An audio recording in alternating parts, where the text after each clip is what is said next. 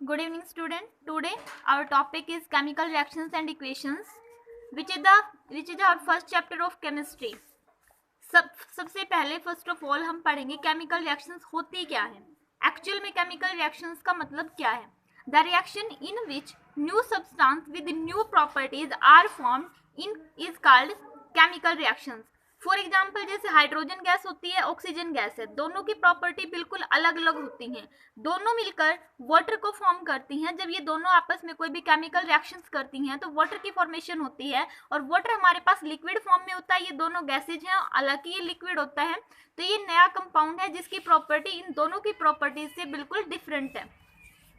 तो किसी भी केमिकल रिएक्शंस को होने के लिए सबसे पहले हमें जो रिक्वायरमेंट होती है वो रिएक्टेंट की होती है. तो रिएक्टेंट होता है क्या है, the substance that take part in chemical reaction is called reactant. जो किसी भी केमिकल रिएक्शन में टेक पार्ट करेगा वो हमारा रिएक्टेंट होता है.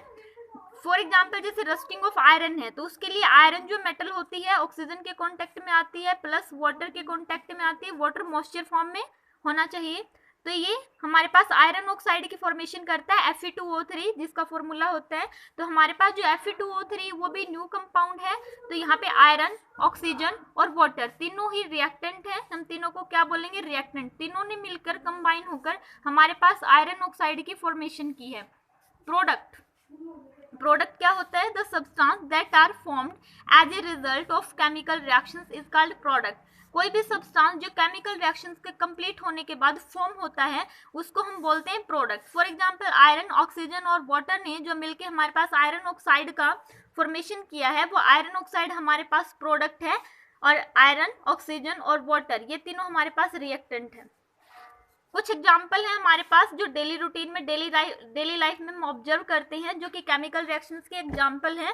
सबसे पहला जो हमारे पास एग्जाम्पल है वो है रिस्पायरेशन इन प्लांट्स. जो कि कैसे होता है, जो CO2 हम रिलीज करते हैं ड्यूरिंग आवर रिस्पायरेशन वो वाटर से मिलके जो प्लांट होते हैं उनके पास हमें पता है ग्रीन पिगमेंट होता है, लीव्स में क्लोरोफिल बोलते हैं उसको. और वो लाइट की प्रेजेंस में, सनलाइट की प्रेजेंस में रिएक्शन करता है. और वो किसकी फॉर्मेशन करता है, ग्लूकोज की और ऑक्सीजन की. ऑक्सीजन प्लांट रिलीज करते हैं जो कि हम इनहेल करते हैं, और ये ग्लूकोज कार्बोहाइड्रेट की फॉर्म में प्लांट की बॉडी में स्टोर रहता है जो कि उसका क्या होता है, फूड.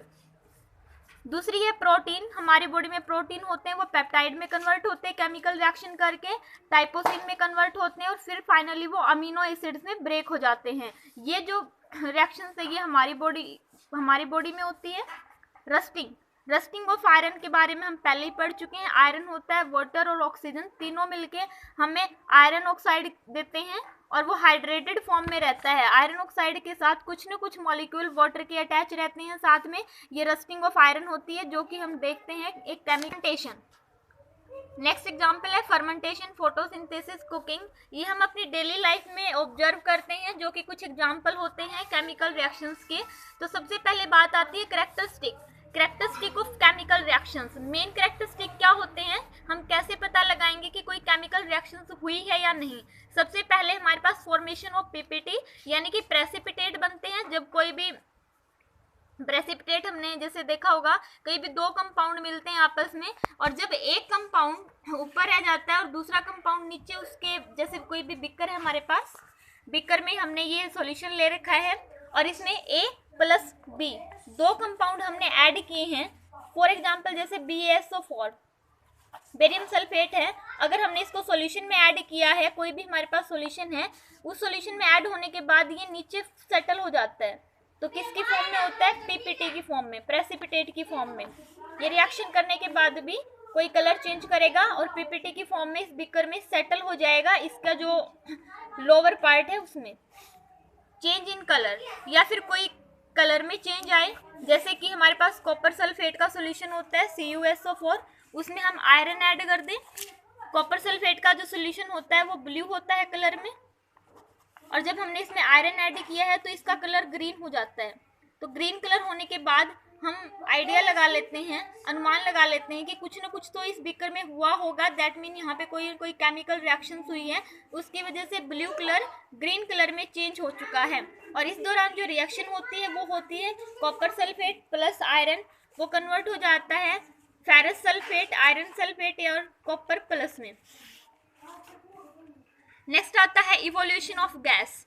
इवोल्यूशन ऑफ गैस, जैसे कि हमारे पास कोई भी मेटल है सोडियम लाइक, और हमने हाइड्रोक्लोरिक एसिड के साथ